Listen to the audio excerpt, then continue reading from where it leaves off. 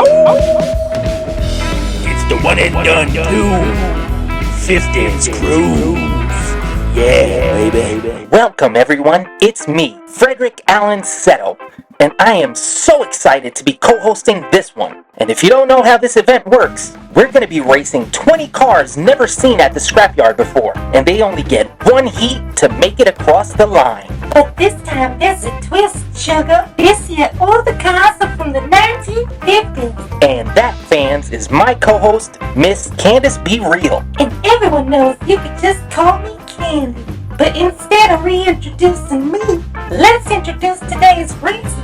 And keeping it ladies first, it's Miss Gail Good in this beautiful 1955 Chevy Bel Air Sports Coupe. And she's from El Monte, California. And she'll be up against Mr. Anthony Strickland from Beggs, Oklahoma in this 1956 Ford Custom pickup. Well, sugar, let's get up to the gate to get this race started. I still can't believe I get to co-host this event, especially since it's all about the 1950s. You'd think Barry would be hosting this one for sure, considering that's the year he graduated high school. I heard that, Al. You know I might not be hosting, but I still work here at the Scrapyard. In fact, I'm in the studio right now, and I can make you the unhost just as easily as I made you the co-host. Boys, please, settle down. We got a race to start. 3, 2, 1, go! Pickup tries to block. Get up, brother, block. Anthony in reverse. They flip. Anthony, out. On good bottle, but across the line. Let's check it out again in the replay, Candy. So, since this is the 50s Cruise special, I renamed all the parts of the track with some 50s flair, except the guillotine gate. That's our trademark, so I don't think I can legally change it. Either way, both races rip out of that gate, sugar. Coming down Blueberry Hill, Anthony Strickland pushes Gail into the wall.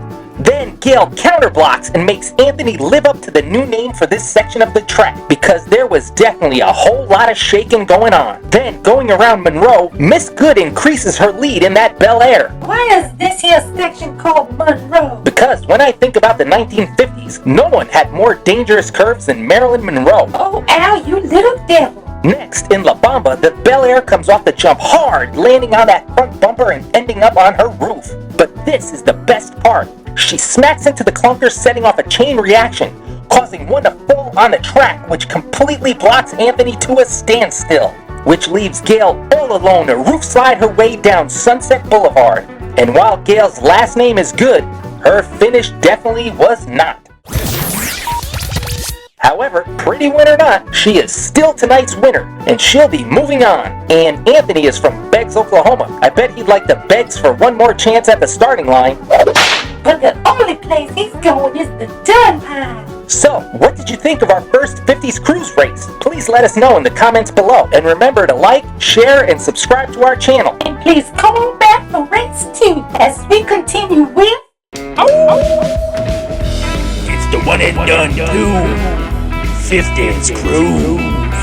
Yeah, baby. Today we have race number 2. Hi. And our first racer today is Waldo Wilcox from North Alamo, Texas, in this tricked out 1953 custom Volkswagen Bug. And that tiny little car will be up against this big old land yacht. It's this 1959 Chevrolet Impala. And that big old thing is driven by little Miss Ariel Payne, hailing all the way from West Chatham, Massachusetts. Well, now that we've met the racers, let's get this race started.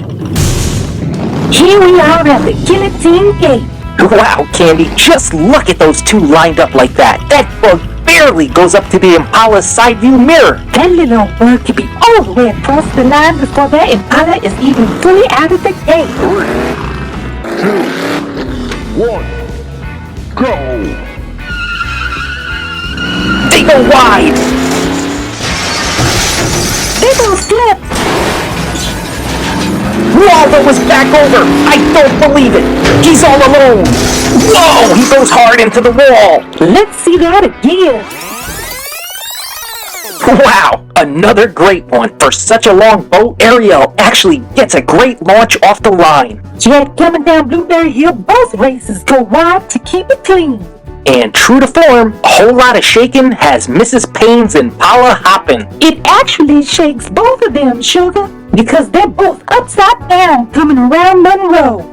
But this next bit is just amazing. Waldo Wilcox uses that bug shape to his advantage because that VW flips over its back like an actual bug and is back on his wheels. And then Mr. Wilcox tears down the rest of La Bamba. But coming down Sunset Boulevard, he goes lightly into the wall and then brutally into the tires, getting himself flung like a bug off a windshield.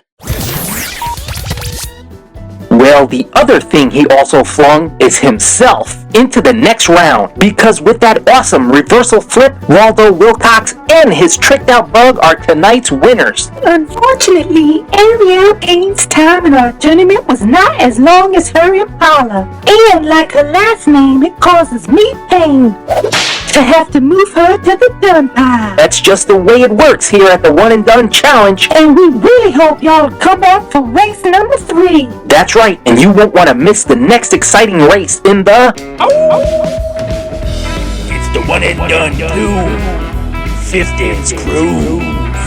Yeah, baby. Welcome back to the Scrapyard for race 3 of the 50th Cruise. Our first racer today is Theodore Banks from Reynoldsburg, Ohio, in this cherry red white rose 1957 Chevrolet Bel Air. And he'll be facing the second truck in our tournament, this dark green and rust-colored 1952 Chevrolet 3100 pickup, driven by Matthew Horton from his hometown in Homewood, Illinois. So now that we've met the racers, let's get this race started. Here we are at the Guillotine Gate. Matthew Horton and his rusted truck drew the inside lane. And Theodore Banks is one spot to his right. The safety crew has cleared the track and we are good to go. 3, 2, 1, go! Horton cuts in, but he blows it.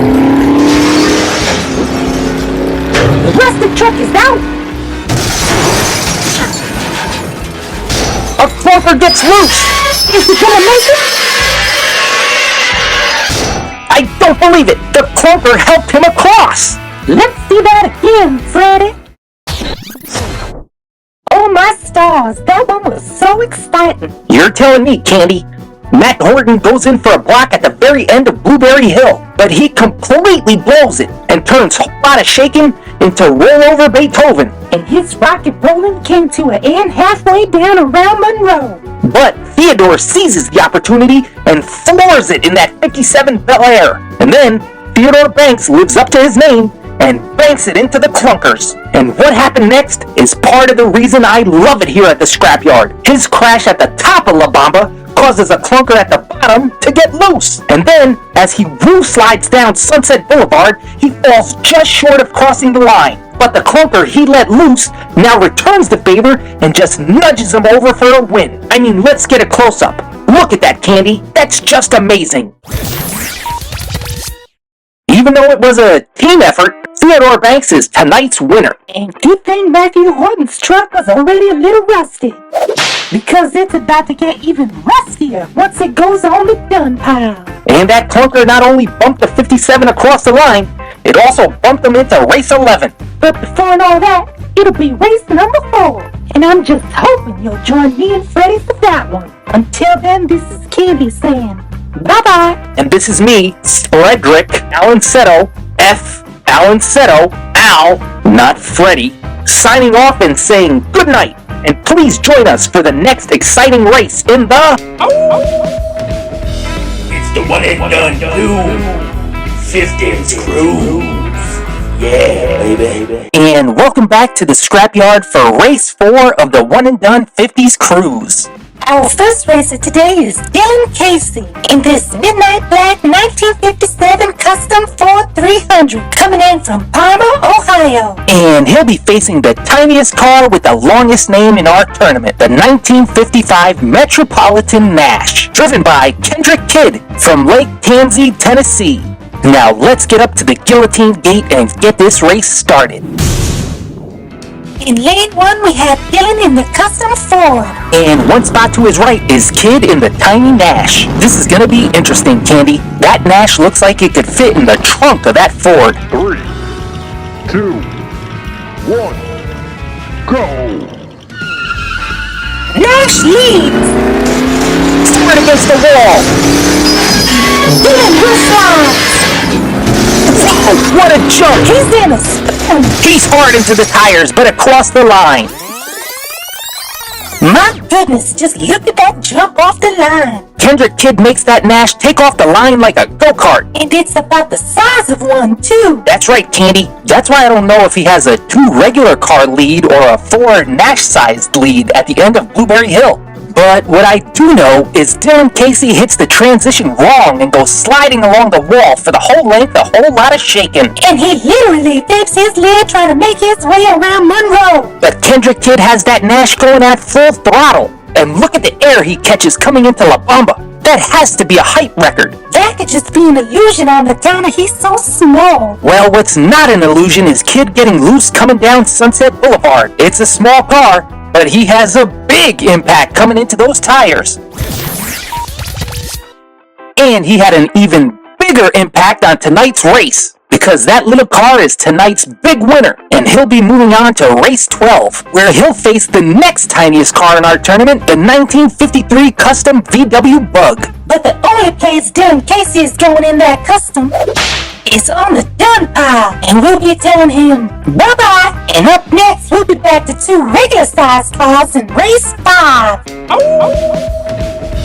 It's the one and done dude. 50's Cruise. Yeah, baby. Welcome back for race 5 of the one and done 2 50s Cruise. Today we have our first convertible. It's this 1953 Buick Skylark driven by Mac Mosey, and he drove with the top down all the way from Cavillo, California. And coming all the way from the other side of the country, it's Mr. Vince Hinton in his 1955 Chevy from Atworth, Georgia. Now, sugar, let's get ourselves up to the gate and get this race started.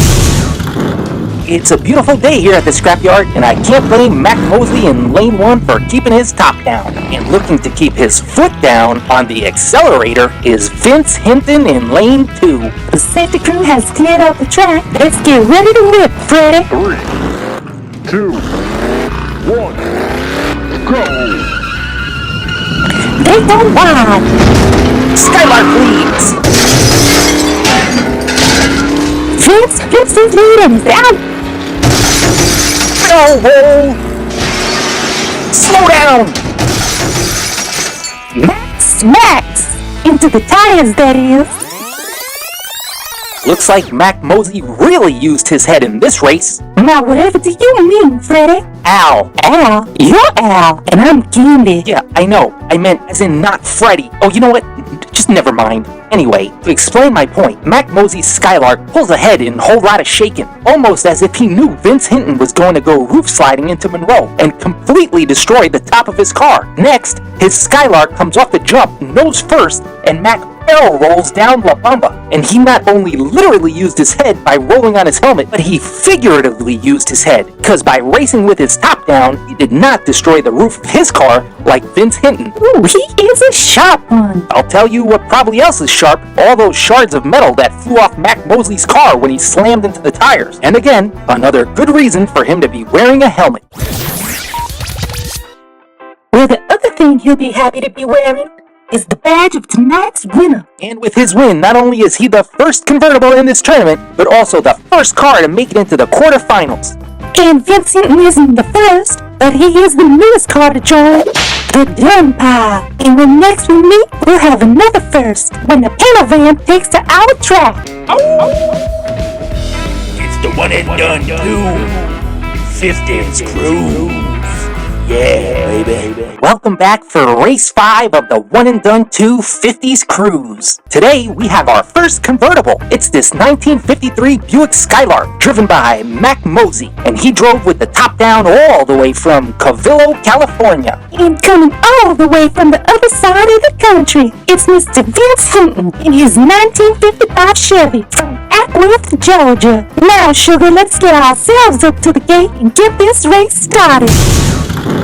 It's a beautiful day here at the Scrapyard, and I can't blame Mac Mosley in lane 1 for keeping his top down. And looking to keep his foot down on the accelerator is Vince Hinton in lane 2. The safety crew has cleared out the track. Let's get ready to whip, Freddy. 3, 2, 1, go!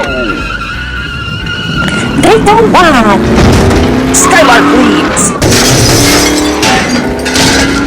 Vince gets his lead and is out. No! Slow down! Max smacks into the tires, that is. Looks like Mac Mosey really used his head in this race. Now, whatever do you mean, Freddy? Al. Al? You're Al, and I'm Candy. Yeah, I know. I meant as in not Freddy. Oh, you know what? Just never mind. Anyway, to explain my point, Mac Mosey's Skylark pulls ahead in a whole lot of shaking, almost as if he knew Vince Hinton was going to go roof sliding into Monroe and completely destroy the top of his car. Next, his Skylark comes off the jump nose first, and Mac barrel rolls down La Bamba, and he not only literally used his head by rolling on his helmet, but he figuratively used his head, because by racing with his top down, he did not destroy the roof of his car like Vince Hinton. Ooh, he is a sharp one. I'll tell you what probably else is sharp, all those shards of metal that flew off Mac Mosley's car when he slammed into the tires. And again, another good reason for him to be wearing a helmet. Well, the other thing he'll be happy to be wearing is the badge of tonight's winner. And with his win, not only is he the first convertible in this tournament, but also the first car to make it into the quarterfinals. And Vince Hinton isn't the first, but he is the newest car to join, the Dun Pile. And when next we meet, we'll have another first, when the panel van takes to our track. It's the one and done 2 50s cruise. Yeah, baby. Welcome back for race 6 of the one and done 2 50s cruise. And tonight looks like it's ladies' night because both of these racers are women. Up first is the lady with the ice-cold last name and a red-hot paint job. It's Miss Charlie Frost from Elbow Lake, Minnesota, in her 1957 Plymouth Fury. Followed by our first delivery van. It's this 1956 Ford panel van, driven by Miss Billy Alvarado from Smithville, Tennessee. Now let's get ourselves up to the gate and get this race started. Here we are at the Guillotine Gate. In lane 1 is Miss Billy Alvarado, who is trying to see if her delivery van can deliver a win. One spot to her right, Charlie Frost in a flaming fury. The safety crew has cleared the track. Let's get to that countdown. 3, 2, 1, go, baby! Fury blocks! Billy counters! The van flips! Oh no! Alvarado over the cliff! Fury roof slide! Wham! Into the tires!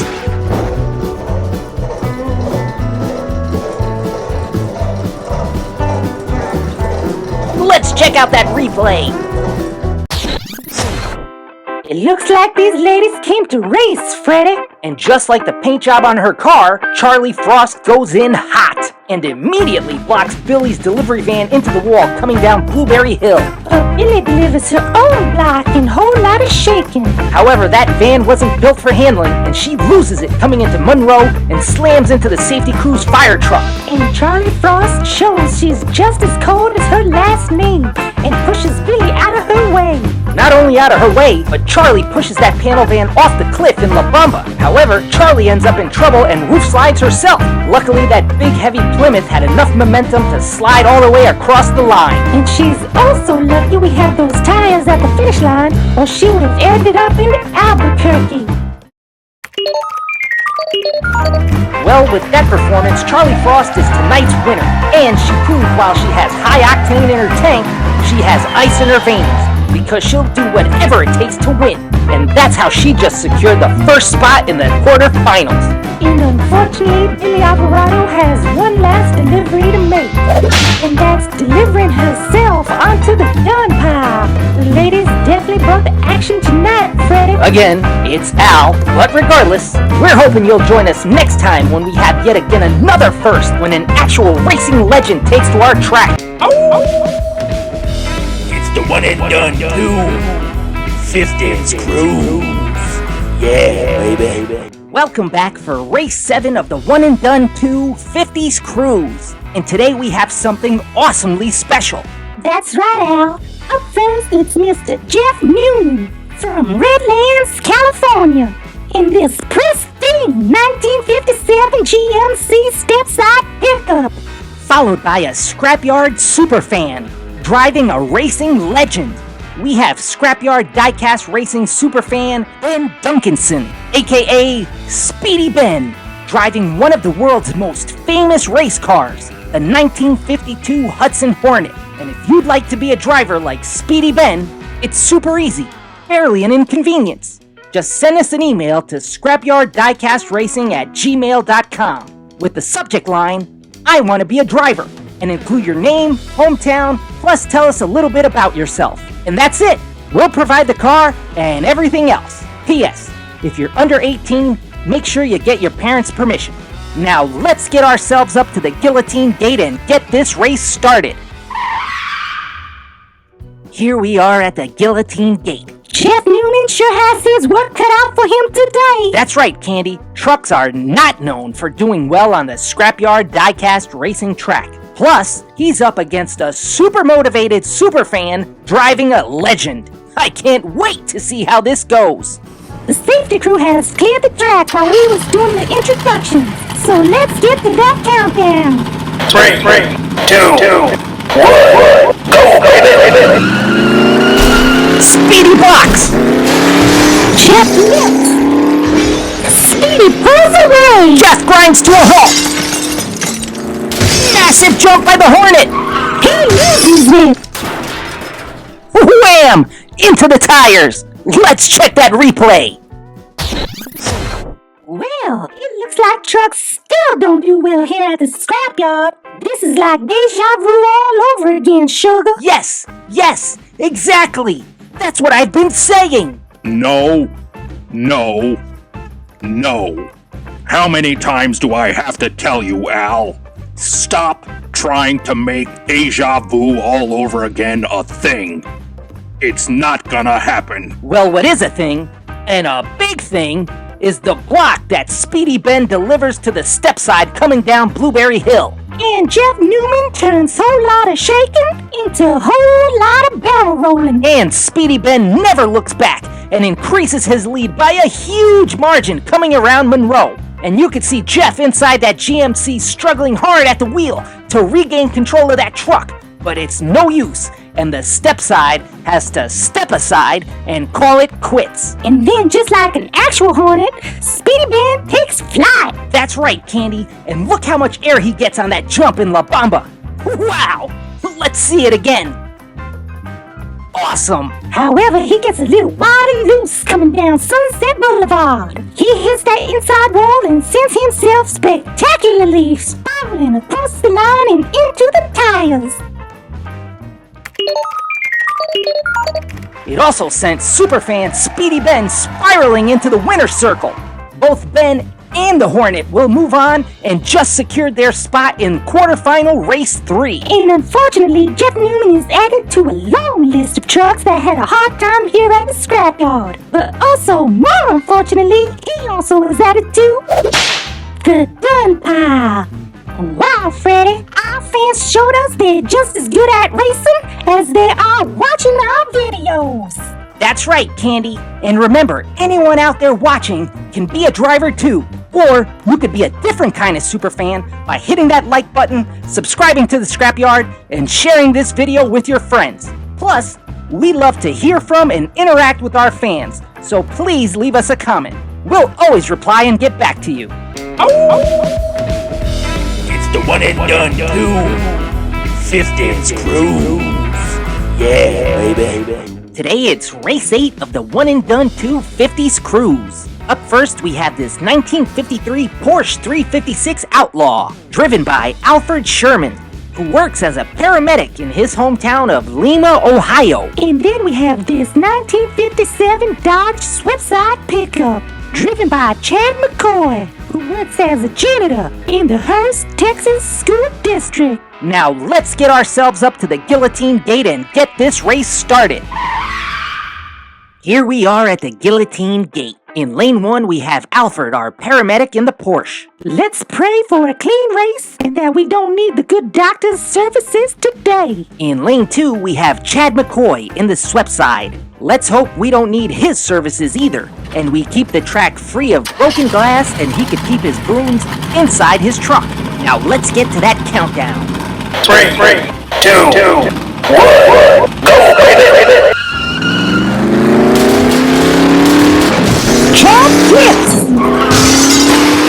Oh no! Man overboard! The Porsche is on its roof! Wow! He flipped it back over! I don't believe it! Wow, that was intense, Freddy! You're telling me, Candy, these two rip out of the guillotine gate.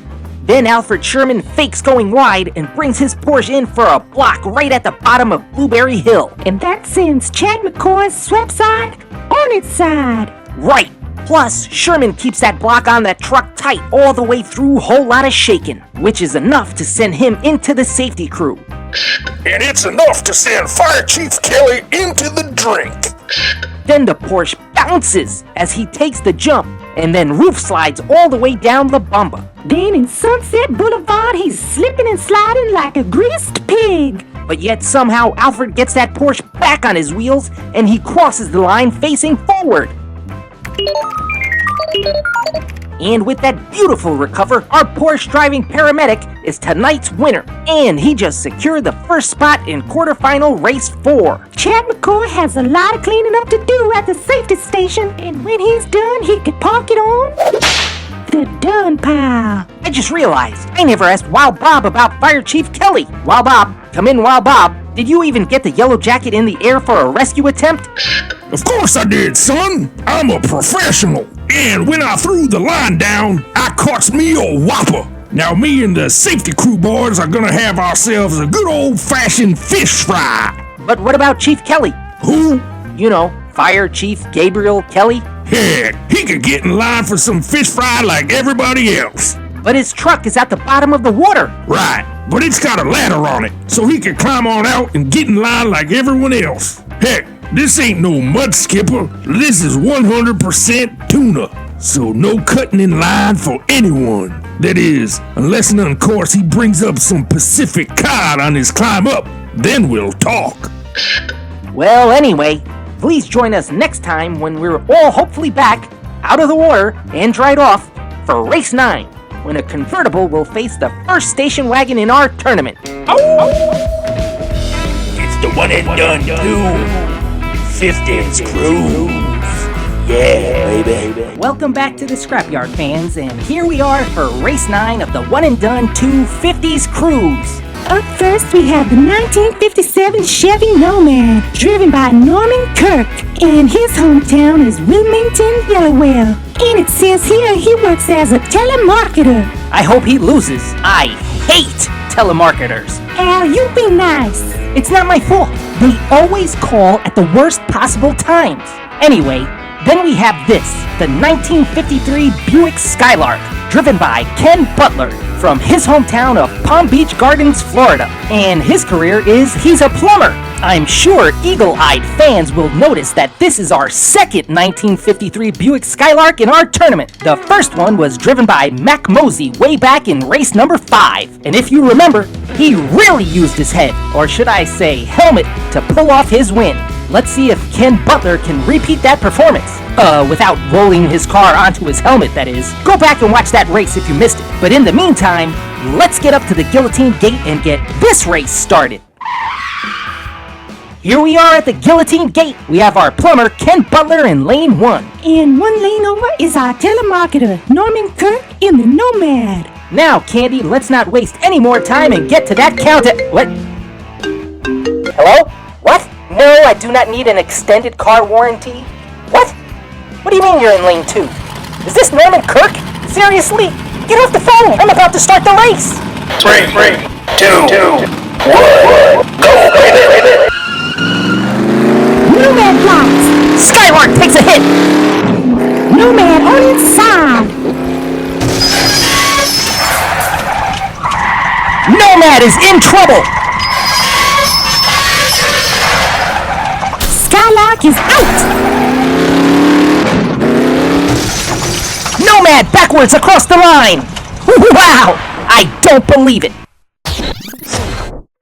Ooh, what a reversal, Al. You're telling me, Candy. Let's see it again. They're pretty tight coming down Blueberry Hill, but right at the end, Norman in the Nomad gives Ken the slightest tap into the wall. But it was enough to keep that Skylark against the wall for the duration of a whole lot of shaking, giving the Nomad a big chance to increase his lead. But somehow he blows the entry into Monroe, and the Nomad takes the whole turn on its side. Which gives Ken Butler a chance to not only catch up, but pass on the jump in La Bamba. And just like Mac Mosley in race 5, Ken ends up taking it on his helmet. And while it looked like it was all over for the Nomad, Ken's Skylark, or should I say, helmet, comes to a screeching halt about a quarter way down Sunset Boulevard. And Norman Kirk wastes no time to shift into reverse, steer around Ken, and take Sunset Boulevard full speed while in reverse. I gotta say, that's pretty impressive. What? Hold on. What? No! That performance won't get me to reconsider the extended car warranty. Oh, put me on your do not call list. And with that amazing reversal, our telemarketer Norman Kirk is tonight's winner, and he will move on to face Speedy Ken in quarterfinal race 3. Oh, hello. Yes? Oh, okay. 1 moment, please. What is it? It's for you. For me? How? Hello? You again? This isn't even my phone. And unfortunately for our plumber friend, it looks like his dreams at victory just got flushed down the toilet, because the only place he's going is the dung pile. Yeah, I don't care. I don't care how many times. You people always call at the worst times. And don't call me ever again. Sorry about that. Anyway, please join us next time when 2 beautifully blown behemoths face off for race 10. It's the one and done 50s Cruise. Yeah, baby. Welcome back to the one and done 50s Cruise. Today is race 10. This is our last race of unique groupings in round 1. Up first, we have this 1956 Ford panel van, driven by Mr. Roscoe Fletcher. And his hometown is Springdale, Arkansas, where he works as an automotive mechanic. And it says right here, he rebuilt that panel van all by himself. Up next, we have the 1957 Chevy Bel Air Sports Coupe, driven by Scott Woodard from Union City, California. And the notes say he's a recreational therapist. What kind of job is that, Al? I'm not sure, Candy. I mean, by the name of it, it's either someone who does therapy as a hobby or someone you see if you had a bad experience with a recreational activity. But what I do know for sure is it's our job to get this race started. Here we are at the world-famous Guillotine Gate. We have our mechanic, Roscoe Fletcher, in the homemade panel van in lane 1. And 1 lane over is our therapist, Scott Woodard, in that beautifully flamed Chevy Bel Air. The safety crew cleaned and cleared the track while we did the intros. So let's get this race started. 3, 2, 1, go! Get tight! Ford blocks! Massive block in the turn! Did someone just lose their engine? Ford spins over the jump! Motors go wild! Ford is full throttle! Oh my goodness! He's on fire! What a way to cross the line! Let's see it again! Goodness gracious me! I can't believe Scott Woodard lost his whole engine. That's definitely a first in Scrapyard history, Candy.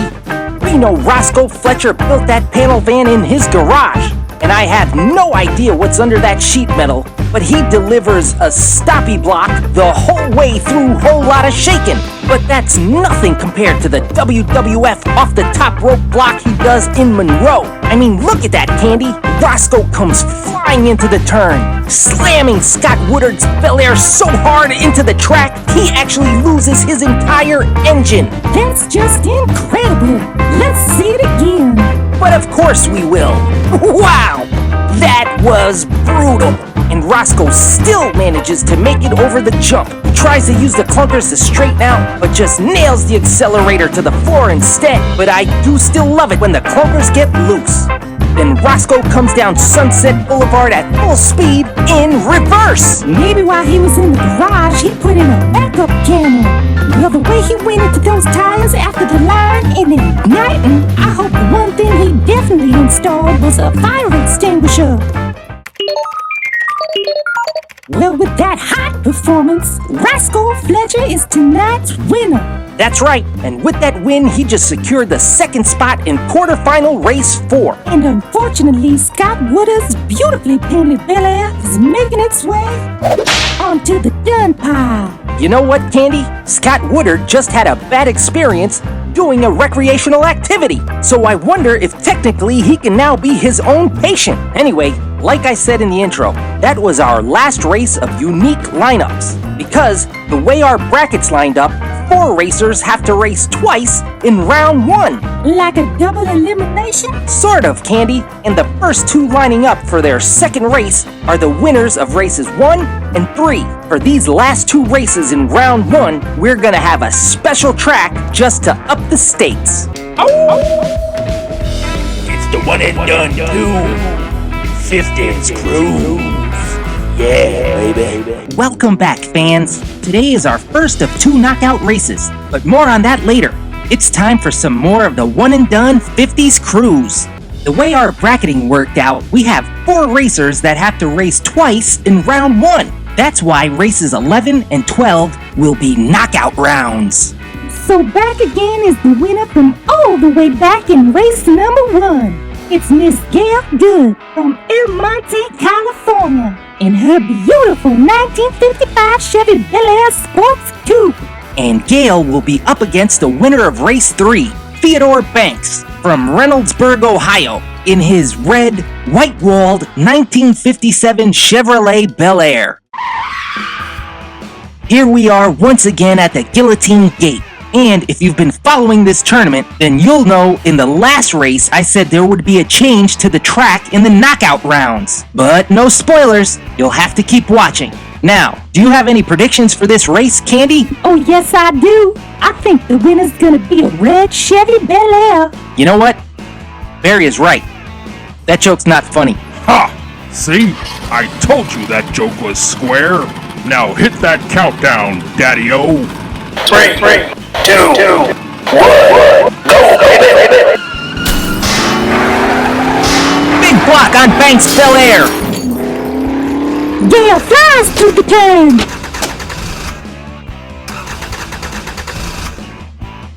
Theodore Banks sputters and crawls to a standstill. Yeehaw! Gail barrel rolls. Whoa! Gail flips across the line. Let's see it again in the replay, Candy. Well, I guess you were right, Candy. The red Chevy Bel Air did win. Hey, Sugar, I thought you said that joke wasn't funny. No, I think you were right. It's funny. It's just the timing was off. No. It's never been funny. Not now, Barry. We're trying to do the replay. Well then stop worrying about your comedic timing and worry about Gail Good's timing on that beautiful block coming down Blueberry Hill. Will you cut that out? You're not even supposed to be hosting this tournament. Well, someone has to, because you keep blabbing and you're not telling the fans how hard Theodore Banks goes into the wall in the opening of Whole Lotta Shakin', and he never recovers. Boys, please. simmer down. Exactly. Just like the way the temperature is simmering down on Theodore Banks' engine as he sputters to a whimpering stall coming around the curves of Monroe. See? Now he's cutting you off, Candy. Well, what was obviously not cut off was the accelerator in Gail Good's Bel Air because she catapults herself off the jump and lands so hard she barrel rolls down La Bamba. Might as well finish it off at this point. Better yet, let's talk about how Gail Good finished it off by flipping her way into Sunset Boulevard and then spinning frantically across the line. And did you notice, fans? For the knockout rounds, we've shut down the shoulder lane in Sunset Boulevard, making it that much harder to get across the line. Wow, Miss Gail Good just made this race live up to its name because she delivered quite the knockout to Theodore Banks. Oh, no you don't, Barry, because your hosting duties, just like Mr. Theodore Banks, have been eliminated. Ha! That's actually a good one, Al. And speaking of good, Miss Gail Good is today's winner. Not only has she survived the knockout round, but she just secured her spot in quarterfinal race 1. But before that, it'll be our second knockout race. So be sure to come back so you don't miss it. It's the one and done 50's Cruise. Yeah, baby. Welcome back, fans. Today is something special for the One and Done 2 50s Cruise Tournament. It's our second knockout race. Coming back is the winner from all the way back in race number 2. It's Waldo Wilcox from North Alamo, Texas, in his low-riding 1953 custom Volkswagen Bug. And he'll be up against the winner of race 4. It's an even smaller car than that tiny Bug. It's Kendrick Kidd in the 1955 Metropolitan Nash, and he's back from Lake Tansey, Tennessee. Here we are again at the world-famous Guillotine Gate in Lane 1. It's the Bug, driven by Waldo Wilcox. And one lane over is Kendrick Kidd in that pocket-sized Nash. The 50s were known for big, heavy sedans. These two must have been the tiniest cars of the decade. Now let's see if these tiny cars can bring some big action. 3, 2, 1, go, baby! Oh no! Whoa! Nash hard into the wall! Looks like he is en route. Wilcox tears through the turn! The Bug wildly flips! Oh my! Clunkers exploding! I don't believe it! He's back on his wheels! And that clunker just gives him a love tap across the line. Let's watch it again in the replay, Candy! Well, Al, you wondered if those tiny little cars could bring the big action. And I think they sure did. They brought the big action big time, Candy. In fact, so much so that I need to make a call. What? You'll see, Candy. It's worth it. Hello?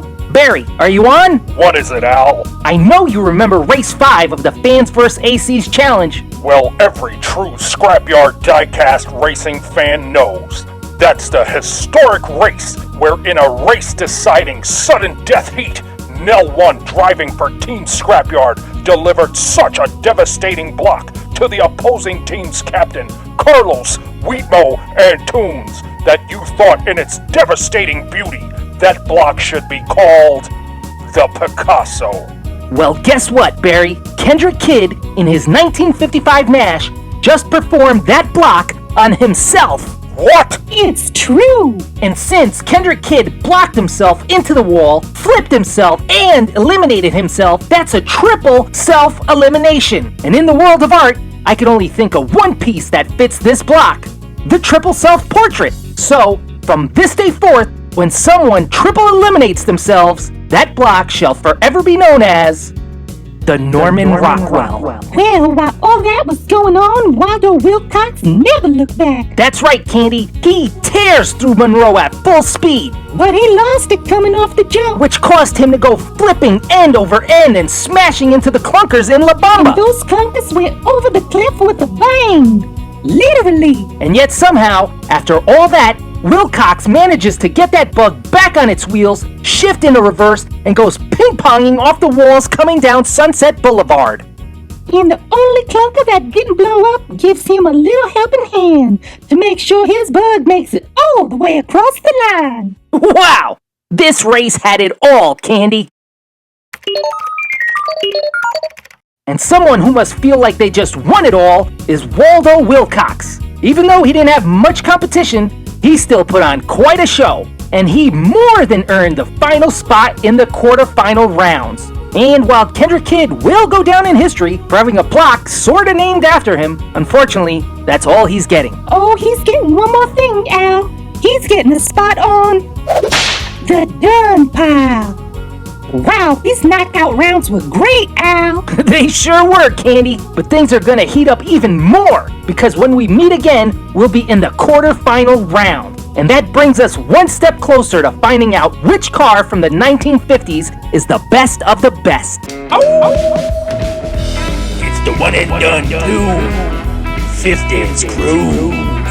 Yeah, baby. Welcome back, fans. Today is the first quarterfinal race of the one and done 50s Cruise. Our first racer has been one of our longest lasting survivors. That's right, Al. She's been in this tournament since all the way back in race number 1. It's Miss Gail Good from El Monte, California, in her beautiful 1955 Chevy Bel Air Sports Coupe. And she'll be up against the winner of race 5. Back in his 1953 Buick Skylark, it's Mac Mosey. And if you missed race 5, then you missed how when it comes to racing, Mac Mosey really knows how to use his head. Here we are once again at the world-famous Guillotine Gate. It's a beautiful day here at the Scrapyard, and it looks like Mac Mosey is once again going to race with his top down. It seems like he really likes to live dangerously. I hope he knows this is not the race to take chances, especially with the racer who managed to make it to the quarterfinals all the way from race 1. As my buddy Barry Tone would say, good luck to both racers. 3, 2, 1, go, baby! Oh, gigantic block! I don't believe my eyes! Backwards through the turn! Gail tries to catch up. Mosey across the line! Gail slams into the barrels. Candy, I need to see that replay! What an incredible way to start these quarterfinals! Both races got a strong launch out of the Guillotine Gate. But this is one of the greatest things I've seen in a long time! Look at this! Mac Mosey comes in for the block coming down Blueberry Hill. And then Mosey delivers one of the most brutal Picasso blocks I've ever seen! You want to explain what that is to the new fans? Good idea, Candy.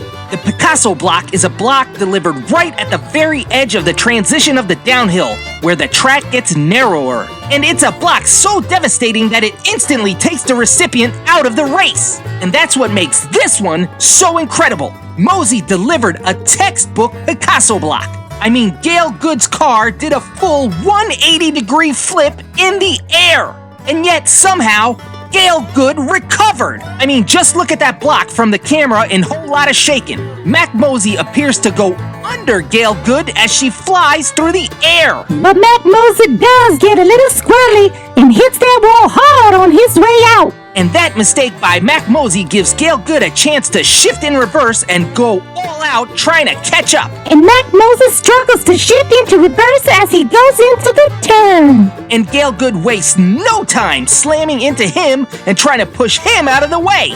Mac Mosey does make it first off the jump in La Bamba, and Gail Good follows his line, desperately trying to catch up. And both races find a surprise as they come down Sunset Boulevard. That's right, Candy, because from here on out, we've closed both shoulders right before the line. And Gail Good finds out the hard way. Right, because even though he was in reverse, with the top down in that convertible, Mosey had no rear visibility issues. But the same can't be said about Gail Good, because she goes full speed into one of the barrels, and for the second time of this race, she goes flipping through the air, and unfortunately, it's right into our new cement dividers. And Also, for the second time in this race, Mac Mosey drives right under her. And it looks like living dangerously paid off for Mac Mosey, because by driving under Gail Good twice, he actually ended up on top. He is easily today's winner, and more importantly, he just locked up the first spot in the semi-finals. And while she recovered from the Picasso block, unfortunately, Gail Good won't recover from being added to the done pile. Wow, that was a lot of action, and that was only the first of 4 quarterfinal races. I'm sure race 2 is gonna be even more exciting. Well, Candy, to find out, you and the fans are gonna have to wait until next time. It's the one and done too. 15's Cruise. Yeah, baby. Welcome back, everyone. Today is the second quarterfinal race of the one and done 250s Cruise. And I am excited about this one, fans. This race is gonna be great because it features one of the longest cars versus one of the shortest cars in our tournament. That's right, Al. And up first is our longest car. It's the 1957 Plymouth Fury, driven by Miss Charlie Frost. And she's with us today from her hometown of Elbow Lake, Minnesota. And she'll be up against the winner of race 5. It's Waldo Wilcox from North Alamo, Texas, in his low-riding 1953 custom Volkswagen Bug. And while Waldo may have one of the shortest cars, he had one of the longest journeys to get here to the quarterfinal rounds. He's been in this tournament all the way back since race number 2. Here we are once again at the world-famous Guillotine Gate. In lane 1, Miss Frost almost takes up the whole starting gate. That Fury is so long. And speaking of so long, Waldo Wilcox in lane 2 is looking to make Mrs. Frost say so long to this tournament. 3, 2, 1, go, baby. Waldo leads! Massive crash! The bug flies through the turn. Where's Charlie? Whoa! Here she is! Grinding on her roof! Oh my goodness! Clunkers go boom! The bug can't flip back over! He's on his roof and across the line! Wow! That one was intense, Candy! It was like David versus Miss Goliath, sugar. Waldo got the much lighter bug first out of the gate, and he immediately cuts in front of Charlie Frost coming down Blueberry Hill. But then Miss Frost goes for a risky pit maneuver, but that limo-sized car was not made for handling. And Miss Frost makes a whole lot of shaking live up to its name, because she must have been doing plenty of shaking and rolling inside that Plymouth. And Waldo puts the pedal to the metal, and that little Volkswagen flies through the turn. And what seems like an eternity later, Miss Charlie Frost comes into Monroe roof first and grinds to a standstill. Then coming off that jump, Waldo Wilcox makes that bug look more like a Mexican jumping bean, because he is bouncing all over La Bamba. And luckily those clunkers were there to keep him on the track, or he could also have gone over and gone boom. However, while he was on the track, he wasn't on his wheels, and he goes grinding on his roof. But unlike Charlie Frost, Waldo grinds his way across the line for the win. He may have been up against the longest car in the tournament, but once again, Waldo Wilcox refuses to let his little bug get squashed. He is easily today's winner. And more importantly, he just secured the first spot in semifinal race 2. And while Miss Frost was able to race that long lanyard all the way to the quarterfinals, she now has to figure out how to parallel park that thing on the done pile. Wow! I can't believe we're already halfway through the quarterfinals, Candy. Me neither, Al, but I can guarantee we're nowhere near the halfway point of the excitement. You better believe it, Candy. Oh, hold on. Hello? Oh, you gotta be kidding me! Who is it, Al? Who do you think it is? It's Norman Kirk, the telemarketer. I changed my number. How can you even be calling me? What? Yes, I was about to tell the fans you're racing in the next race.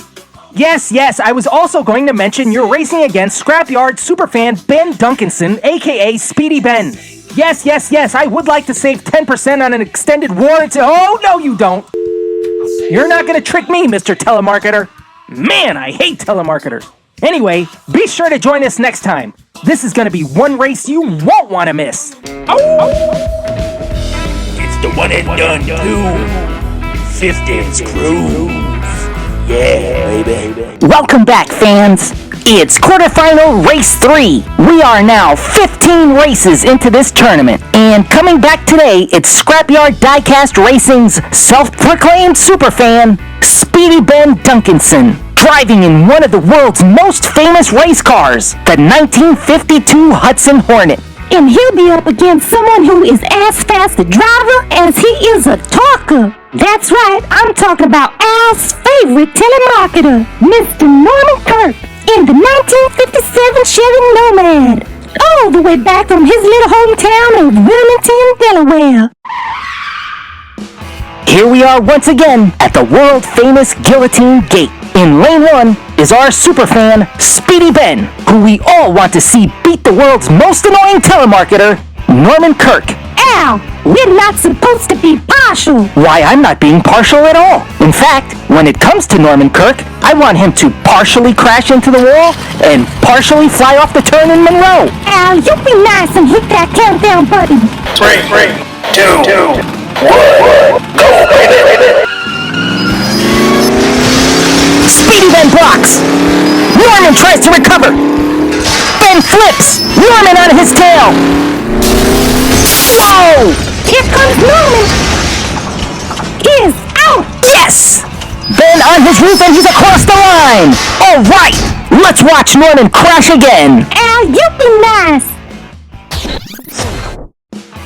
Wow, that was awesome, Candy. Lots of action as always, Al. Speedy Ben almost set up Norman Kirk for a Picasso block right at the end of Blueberry Hill. It looked like the telemarketer was gonna be out, but somehow he recovered. Meanwhile, Ben wasted no time and was out of the straight while the telemarketer was struggling to get it back in gear. And unfortunately, Ben lived up to his nickname and was too speedy coming into the turn at Monroe, and he goes tires up.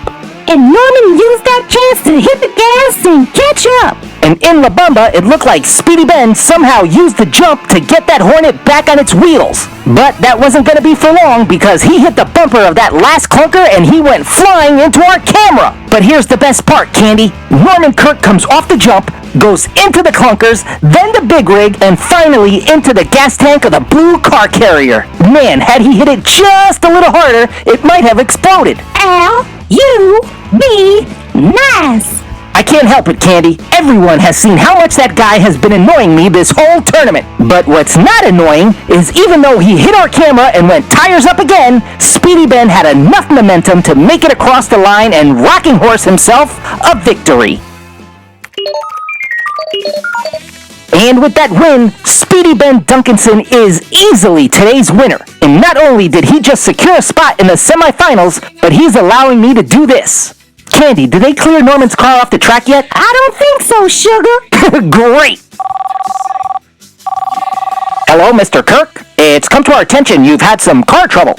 What's that? You already have an extended warranty. Oh no, sir, I'm not calling to sell you anything. In fact, I'm giving you something for free. It's your very own spot on the done pile. How do you like it? Al, you hang up right now.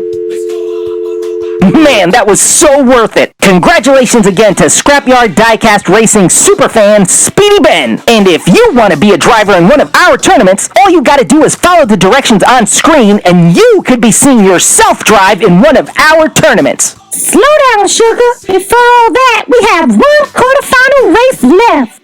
That's right. Tune in next time when we'll see if a panel van can take on a Porsche. It's the one and done too. 15's Cruise. Yeah, baby. Welcome back, fans. It's the last quarterfinal race. Up first, coming back in the 1953 Porsche 356 Outlaw, it's Lima, Ohio's fastest paramedic, Alfred Sherman.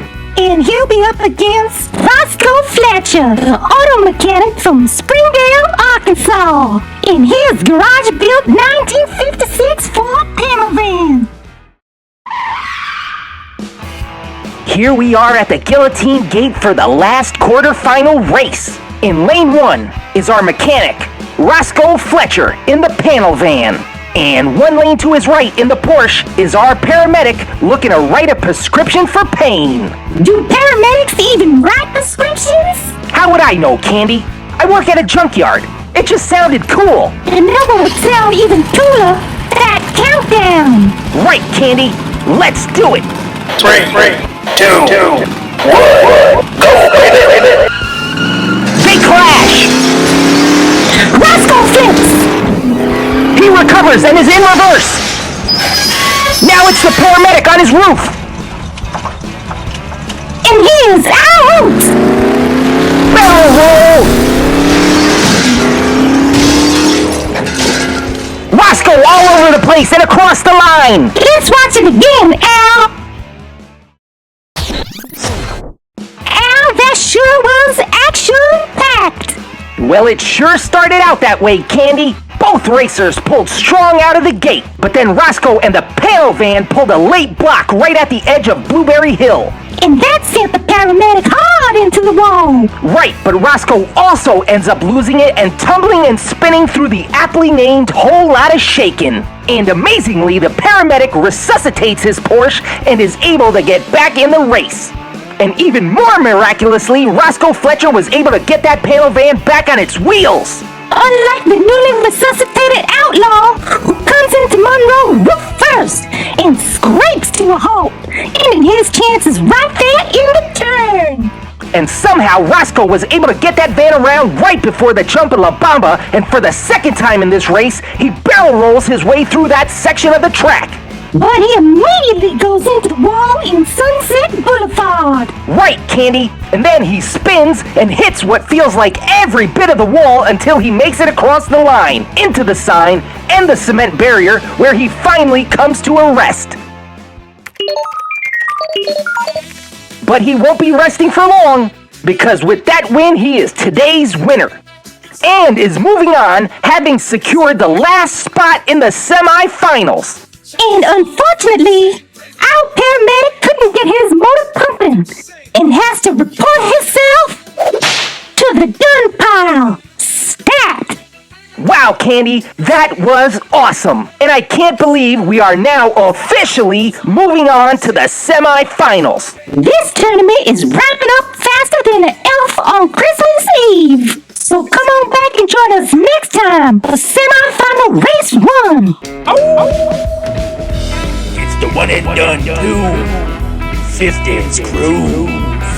Yeah, baby. Welcome back, fans. We have reached the semifinals. And coming back today, it's Scrapyard Diecast Racing's self-proclaimed superfan, Speedy Ben Duncanson, driving in one of the world's most famous race cars, the 1952 Hudson Hornet. And he'll be up against his well-known 1953 Buick Skylark convertible, driven by Matt Mosey from Covelo, California. Here we are at the Guillotine Gate for the first semi-final race. In lane 1, it's our superfan, Speedy Ben, in the Hudson Hornet. And one lane to his right, the man whose helmet has been on the track almost as much as his tires, it's Mac Mosey. Let's cut the chit-chatting and get right down to that countdown. 3, 2, 1, go, baby. Mac Mosey cuts in for a block. He's loose in the turn. Oh my goodness! They both recover. Whoa! That looked like a late hit after they crossed the line. Only one way to find out for sure, sugar. Let's watch it again in the replay. Wow! What a great way to kick off the semifinals! Coming down Blueberry Hill, it looked like Speedy Ben in the Hornet was looking to push Mac Mosey into the wall. But Mosey was able to reverse it right at the bottom of the hill. And he was actually able to send Ben's Hornet into the wall. But that thing is built like a Sherman tank. Right, Candy. Ben was able to easily brush it off and was hard on the accelerator trying to catch up to Mosey. But he had some massive oversteer as he entered the turn in Monroe. That gave Ben the chance to pull right up to his bumper. But Both racers came off the jump wrong and had a hard time making it through La Bamba, and yet miraculously they both managed to straighten out as they entered Sunset Boulevard. But that straightening out didn't last long. Right, Candy, because Speedy Ben goes into the barriers right over the line, sending him flipping for a second time in this race. And Mac Mosey did not do him any favors either. Correct again, Candy, because Mr. Mosey rammed into the Hornet after the line as Speedy Ben was trying desperately to get his car back on its wheels. And while he might not have been on his wheels, one place he is for sure is in the winner's circle. And an even better place he now finds himself in is the first spot for the finals. And even though he made it this far, unfortunately Mac Moses' convertible won't be going much further because he's got one last cruise left. And that's to a done pile. Wow, Candy, that was a great race. Oh my sweet Christmas, I can't believe we only have one little old semi-final left. That's right, the next race will determine who will get the last spot in the finals. I'm sure that one is going to be wild as we watch that tiny custom bug take on that behemoth panel van. So please be sure to join us for that one. It's the one and done too. 15's Cruise. Yeah, baby. Welcome back, fans. It's our second semi-final race. That's right, today we find out who gets the last spot in the finals. Up first, Oscar Fletcher, an auto mechanic from Springdale, Arkansas, in his garage-built 1956 Ford panel van. And he'll be up against the longest survivor that's been with us all the way back since race number 2. It's Waldo Wilcox from North Alamo, Texas, in his low-riding 1953 custom Volkswagen Bug. Here we are at the Guillotine Gate for the last semi-final race. In lane 1, it's our garage mechanic, Roscoe Fletcher, in the panel van. And one lane to his right, it's Waldo in that tiny bug that looks like it could fit inside that panel van. Hit that countdown button, Candy, because I can't wait to get this one started. You got it, sugar. 3, 2, 1, go, baby. Waldo blocks. Roscoe pushes through. They fly through the turn. Oh my goodness. They're out of control. Roscoe crashes over the line and Waldo scrapes to a halt. Wow. Let's watch it again in the replay, Al. Booyah! Now that was a race. Look at this, Candy. Waldo goes in immediately for the block coming down Blueberry Hill. And he works hard to hold on to it all the way down. But once Waldo realized the weight of that panel van was just too much to hold on, he straightens out and decides to give Roscoe a race. But Roscoe took the inside lane coming into the turn at Monroe. And that gave him just enough advantage to take the lead. And Roscoe held nothing back and seemingly launches himself off the jump in La Bamba. And for this whole tournament, Waldo has been able to somersault his way off that jump. But this time, he just couldn't get that little bug back on its wheels. And while in reverse, Roscoe Fletcher tries to hit the e-brake to spin that panel van back around before the line. But that van was not made for handling. And like a runaway train, that Ford goes off the rails. Off the rails and into the barricades after the line. Meanwhile, it looks like Waldo Wilcox was trying to pull off the same move in that bug while on his roof. But unfortunately, it doesn't work and he crashes into the barrels.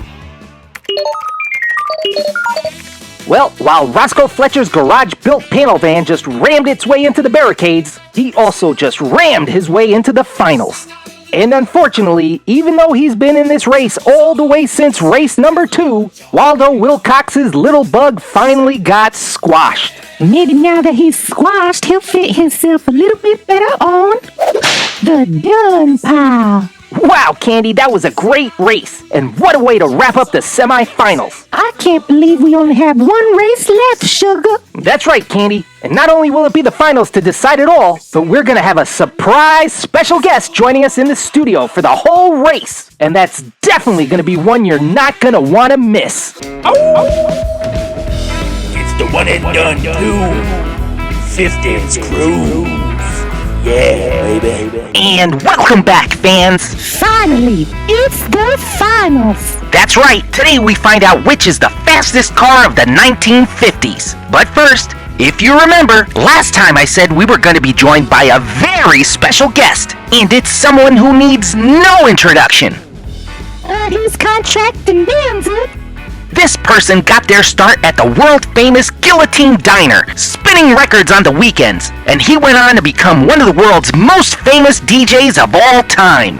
It's the one, the only, the original Howler, the guy that did the intro to our tournament, the Jackal Man himself, Jackie Lupine. It's Jackie the Jackal Man Lupine. Yeah, baby. Oh my, an honest to goodness celebrity. Should I call you Mr. Lupine? You could call me Mr. Lupine. You could call me Jackie. You could call me the Jackal Man. It doesn't matter what you call me, as long as you call me, baby. Ow! Okay, slow it down there, Jackal Man. The only thing we need revving around here are the engines of our two finalists. That's right, sugar. Let's introduce them for the last time. Up first, it's someone who entered this tournament by answering our open call looking for fan drivers. That's right, it's Scrapyard Diecast Racing self-proclaimed superfan, Speedy Ben Duncanson, driving in one of the world's most famous race cars, the 1952 Hudson Hornet. First, Speedy Ben made light work of Jeff Newman in his 1957 GMC step-side pickup all the way back in race number 7. You went from a new man to an old loser. Yeah, baby. Then, in quarterfinal race 3, Speedy Ben did me the biggest favor by putting away the world's most annoying telemarketer, Norman Kirk. What's his hang up? Get it? Hang up? Like the phone? Because ain't nobody like telemarketers, baby.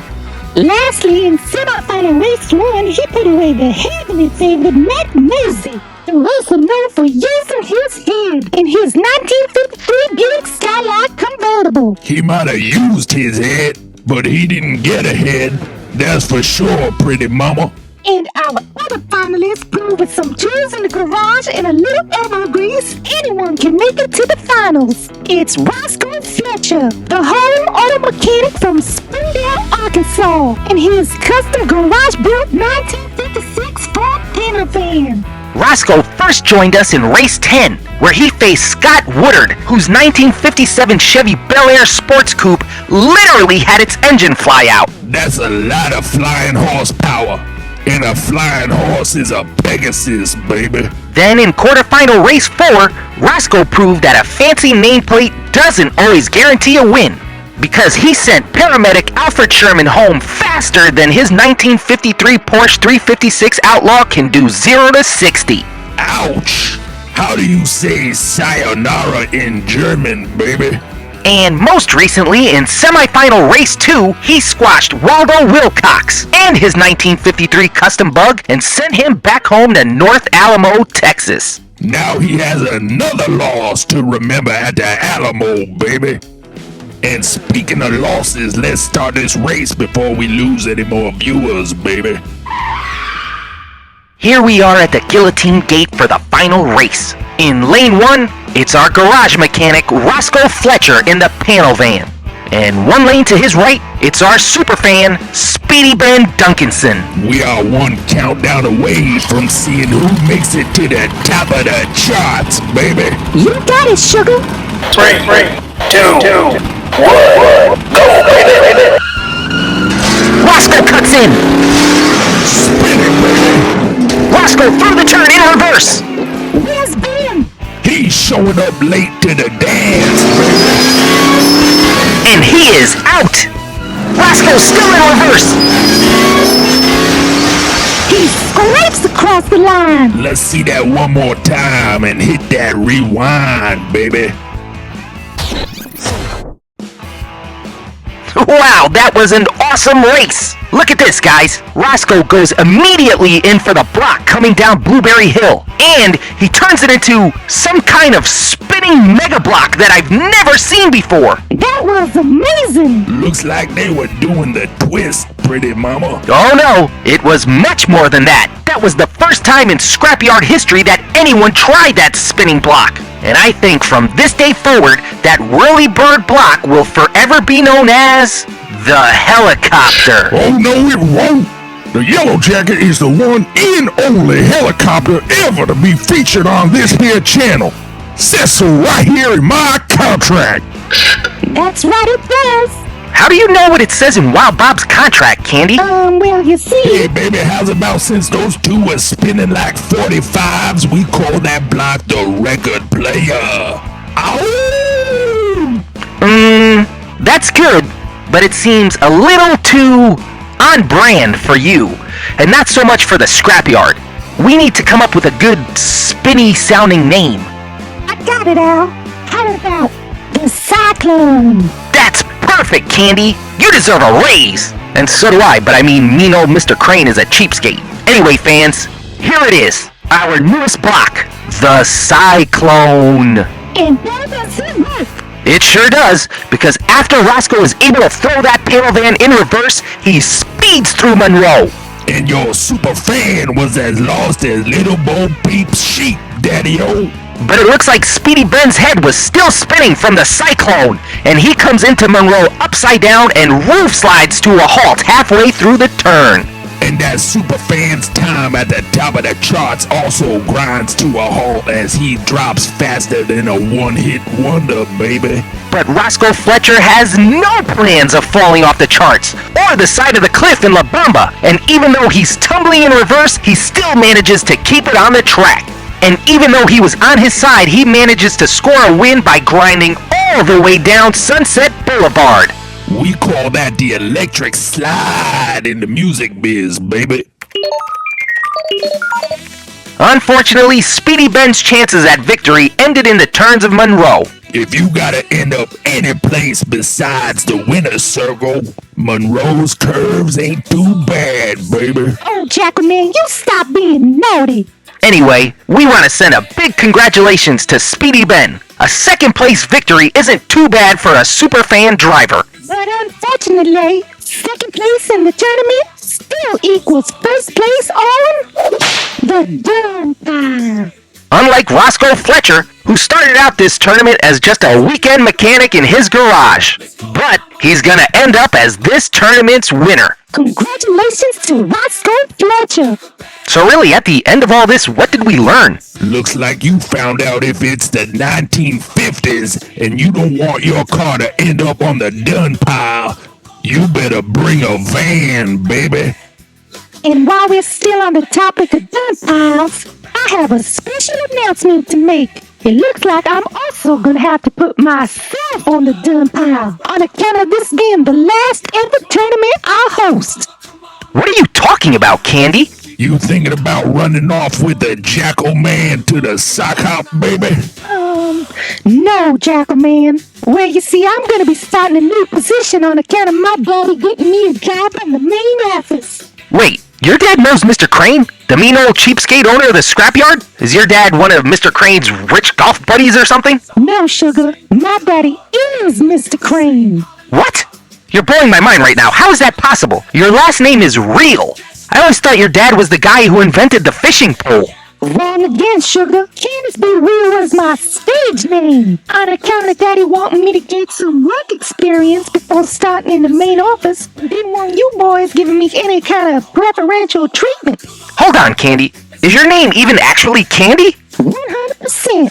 Because when Daddy first looked at me, he said I was as sweet as candy. Oh yeah, and he wasn't kidding, baby. Ow! Whoa. So your actual name is Candy Crane? Candy Crane? Candy Crane? That's me. That's one sweet candy crane that can be under my Christmas tree anytime, Daddy-O. So what does this mean? That you're like my boss now? No, sugar. I'm like everyone's boss now.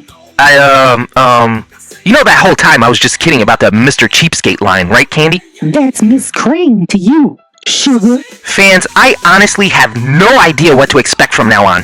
I guess I'll just sign off. So, from all of us here at the Scrapyard, thank you so much for watching. We'll have an all-new tournament starting real soon. But for now, thank you for being part of the... Hold on, little man. That's my line. I'll see all you groovy hip cats on the flip side. Thank you for being part of the One and Done 2 50s Cruise. Yeah.